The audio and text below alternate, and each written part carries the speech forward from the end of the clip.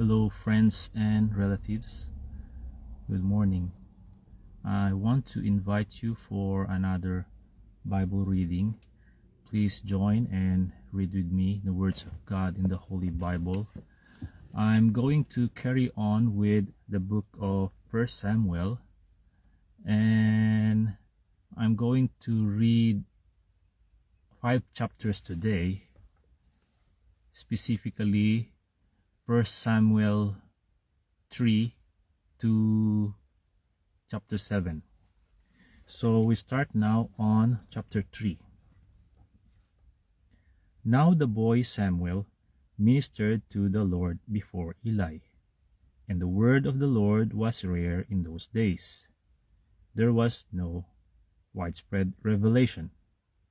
And it came to pass at that time, while Eli was lying down in his place, and when his eyes had begun to grow so dim that he could not see, and before the Lamb of God went out in the tabernacle of the Lord, where the ark of God was, and while Samuel was lying down, that the Lord called Samuel. And he answered, Here I am. So he ran to Eli and said, Here I am, for you called me. And he said, I did not call. Lie down again. And he went and lay down. Then the Lord called yet again, Samuel. So Samuel arose and went to Eli and said, Here I am, for you called me. He answered, I did not call, my son. Lie down again. Now Samuel did not yet know the Lord, nor was the word of the Lord yet revealed to him. And the Lord called Samuel again the third time. So he arose and went to Eli and said, Here I am, for you did call me. Then Eli perceived that the Lord had called the boy. Therefore Eli said to Samuel, Go, lie down, and it shall be, if he calls you, that you must say, Speak, Lord, for your servant hears. So Samuel went and lay down in his place. Now the Lord came and stood and called, as at other times, Samuel, Samuel. And Samuel answered, Speak, for your servant hears. Then the Lord said to Samuel, Behold, I will do something in Israel at which both ears of everyone who hears it will tingle. In that day I will perform against Eli all that I have spoken concerning his house, from beginning to end. For I have told him that I will judge his house forever for the iniquity which he knows, because his sons made themselves vile, and he did not restrain them. And therefore I have sworn to the house of Eli that the iniquity of Eli's house shall not be atoned for by sacrifice or offering forever. So Samuel lay down until morning and opened the doors of the house of the Lord. And Samuel was afraid to tell Eli the vision. And Eli called Samuel and said, Samuel, my son. He answered, Here I am. And he said, What is the word that the Lord spoke to you? Please do not hide it from me. God do so to you, and more also, if you hide anything from me of all the things that he said to you. Then Samuel told everything and hid nothing from him. He said, It is the Lord. Let him do what seems good to him. So Samuel grew, and the Lord was with him, and let none of his words fall to the ground. And all Israel from Dan to Beersheba knew that Samuel had been established as a prophet of the Lord. Then the Lord appeared again in Shiloh, for the Lord revealed himself to Samuel in Shiloh by the word of the Lord. Chapter 4. And the word of Samuel came to all Israel. Now Israel went out to battle against the Philistines, and encamped beside Ebenezer, and the Philistines encamped in Aphek. Then the Philistines put themselves in battle array against Israel. And when they joined battle, Israel was defeated by the Philistines, who killed about 4,000 men of the army in the field. And when the people had come into the camp, the elders of Israel said, Why has the Lord defeated us today before the Philistines? Let us bring the ark of the covenant of the Lord from Shiloh to us, that when it comes among us it may save us from the hand of our enemies. So the people sent to Shiloh, that they might bring from there the ark of the covenant of the Lord of hosts, who dwells between the cherubim. And the 2 sons of Eli, Hophni and Phinehas, were there with the ark of the covenant of God. And when the ark of the covenant of the Lord came into the camp, all Israel shouted so loudly that the earth shook. Now, when the Philistines heard the noise of the shout, they said, What does the sound of this great shout in the camp of the Hebrews mean? Then they understood that the ark of the Lord had come into the camp. So the Philistines were afraid, for they said, God has come into the camp. And they said, Woe to us, for such a thing has never happened before. Woe to us! Who will deliver us from the hand of these mighty gods? These are the gods who struck the Egyptians with all the plagues in the wilderness. Be strong and conduct yourselves like men, you Philistines, that you do not become servants of the Hebrews, as they have been to you. Conduct yourselves like men and fight. So the Philistines fought, and Israel was defeated, and every man fled to his tent. There was a very great slaughter, and there fell of Israel 30,000 foot soldiers. Also, the ark of God was captured, and the 2 sons of Eli, Hophni and Phinehas, died. Then a man of Benjamin ran from the battle line the same day, and came to Shiloh with his clothes torn and dirt on his head. Now, when he came, there was Eli sitting on a seat by the wayside, watching. For his heart trembled for the ark of God. And when the man came into the city and told it, all the city cried out. When Eli heard the noise of the outcry, he said, What does the sound of this tumult mean? And the man came quickly and told Eli. Eli was 98 years old, and his eyes were so dim that he could not see. Then the man said to Eli, I am he who came from the battle, and I fled today from the battle line. And he said, What happened, my son? So the messengers answered and said, Israel has fled before the Philistines, and there has been a great slaughter among the people. Also your 2 sons, Hophni and Phinehas, are dead, and the ark of God has been captured. Then it happened, when he made mention of the ark of God, that Eli fell off the seat backward by the side of the gate, and his neck was broken, and he died. For the man was old and heavy, and he had judged Israel 40 years. Now his daughter-in-law, Phinehas' wife, was with child, due to be delivered. And when she heard the news that the ark of God was captured, and that her father-in-law and her husband were dead, she bowed herself and gave birth, for her labor pains came upon her. And about the time of her death, The woman who stood by her said to her, "Do not fear, for you have borne a son." But she did not answer, nor did she regard it. Then she named the child Ichabod, saying, "The glory has departed from Israel," because the ark of God had been captured, and because of her father-in-law and her husband. And she said, "The glory has departed from Israel, for the ark of God has been captured." Chapter 5. Then the Philistines took the ark of God and brought it from Ebenezer to Ashdod.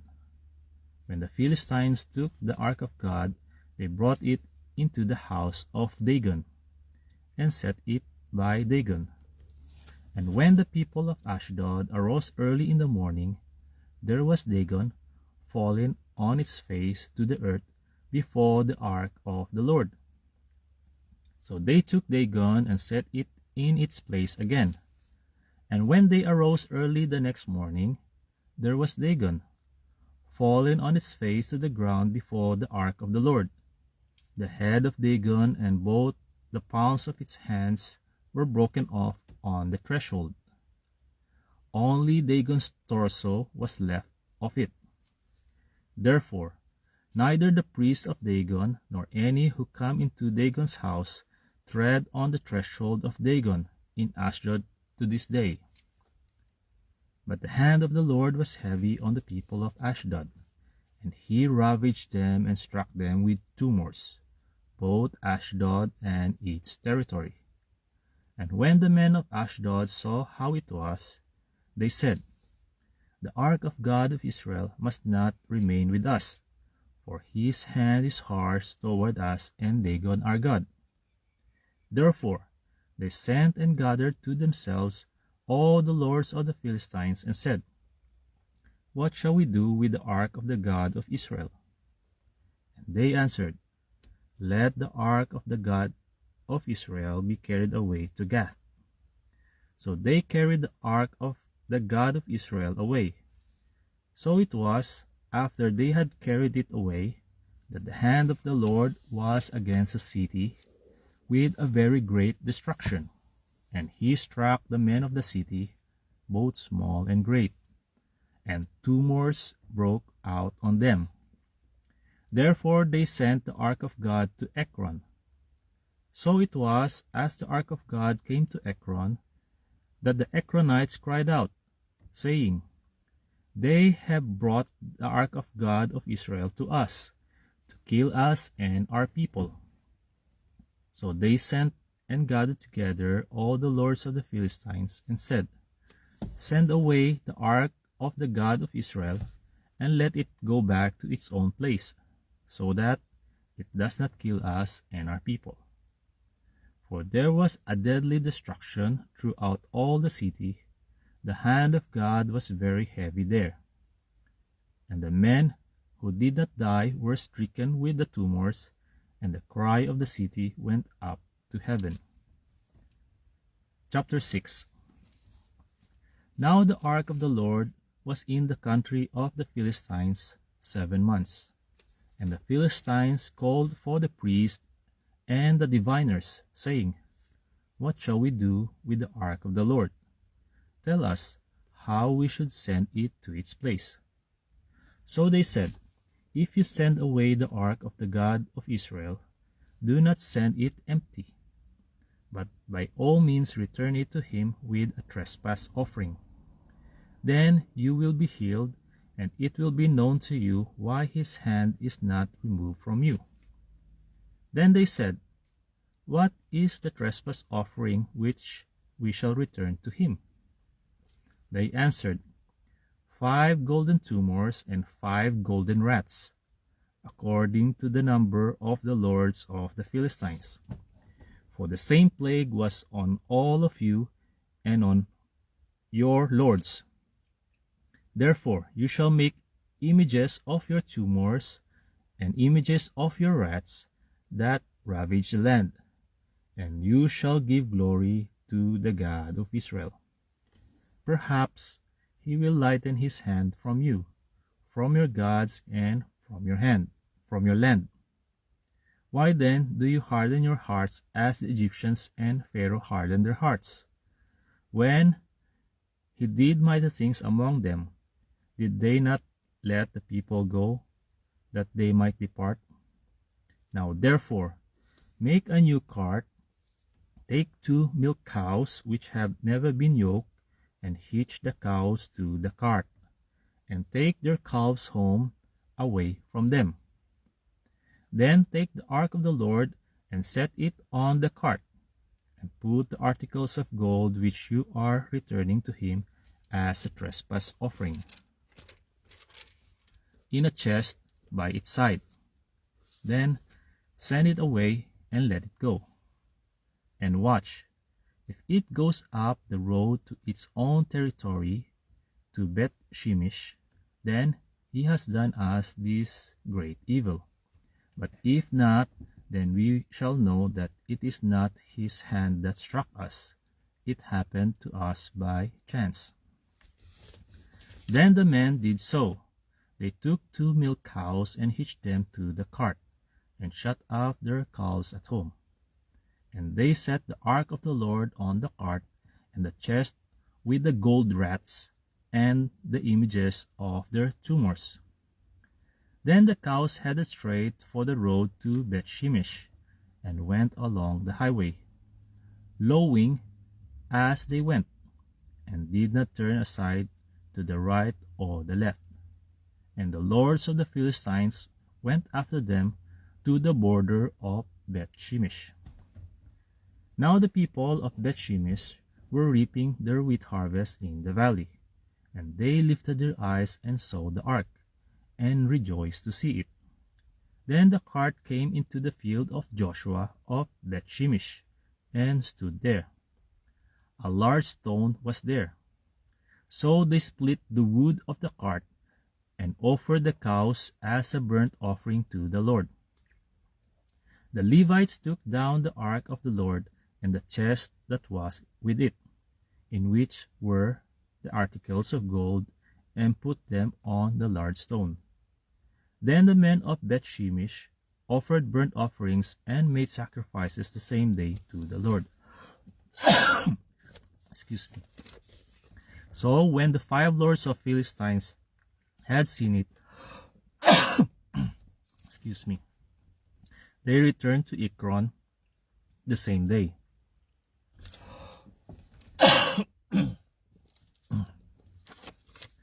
We carry on. These are the golden tumors which the Philistines returned as a trespass offering to the Lord. 1 for Ashdod, 1 for Gaza, 1 for Ashkelon, 1 for Gath, 1 for Ekron.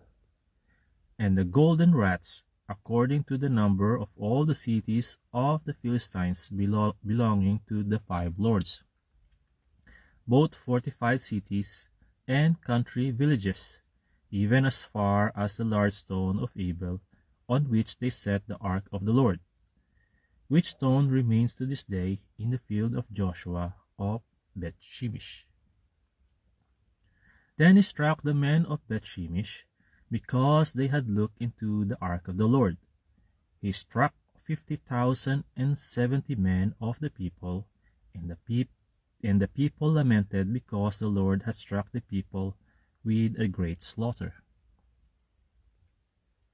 And the men of Beth Shemesh said, Who is able to stand before this holy Lord God? And to whom shall it go up from us? So they sent messengers to the inhabitants of Kirjath-jearim, saying, The Philistines have brought back the ark of the Lord. Come down and take it up with you. Chapter 7. Then the men of Kirjath-jearim came and took the ark of the Lord, and brought it into the house of Abinadab on the hill, and consecrated Eleazar his son to keep the ark of the Lord. So it was that the ark remained in Kirjath-jearim a long time. It was there 20 years. And all the house of Israel lamented after the Lord, Then Samuel spoke to all the house of Israel, saying, If you return to the Lord with all your hearts, then put away the foreign gods and the Ashtoreths from among you, and prepare your hearts for the Lord, and serve him only, and he will deliver you from the hand of the Philistines. So the children of Israel put away the Baals and the Ashtoreths, and served the Lord only. And Samuel said, Gather all Israel to Mizpah, and I will pray to the Lord for you. So they gathered together at Mizpah, drew water, and poured it out before the Lord. And they fasted that day, and said there, We have sinned against the Lord. And Samuel judged the children of Israel at Mizpah. Now, when the Philistines heard that the children of Israel had gathered together at Mizpah, the lords of the Philistines went up against Israel. And when the children of Israel heard of it, they were afraid of the Philistines. So the children of Israel said to Samuel, Do not cease to cry out to the Lord our God for us, that he may save us from the hand of the Philistines. And Samuel took a suckling lamb and offered it as a whole burnt offering to the Lord. Then Samuel cried out to the Lord for Israel, and the Lord answered him. Now, as Samuel was offering up the burnt offering, the Philistines drew near to battle against Israel. But the Lord thundered with a loud thunder upon the Philistines that day, and so confused them that they were overcome before Israel. And the men of Israel went out of Mizpah and pursued the Philistines, and drove them back as far as below Beth-kar. Then Samuel took a stone and set it up between Mizpah and Shen, and called its name Ebenezer, saying, Thus far the Lord has helped us. So the Philistines were subdued, and they did not come any more into the territory of Israel. And the hand of the Lord was against the Philistines all the days of Samuel. Then the cities which the Philistines had taken from Israel were restored to Israel, from Ekron to Gath, and Israel recovered its territory from the hands of the Philistines. Also there was peace between Israel and the Amorites. And Samuel judged Israel all the days of his life. He went from year to year on a circuit to Bethel, Gilgal, and Mizpah, and judged Israel in all those places. But he always returned to Ramah, for his home was there. There he judged Israel, and there he built an altar to the Lord. Friends and relatives, that's all for today. But before I go, if you think my Bible reading will benefit you and your beloved friends, then I would like to request you to please feel free to share it in your profile. In that way, the Word of God will spread and be heard from every part of the earth. Thank you very much for listening. God bless you all. To God be the glory, honor, and highest praise. See you on my next Bible reading. Bye-bye.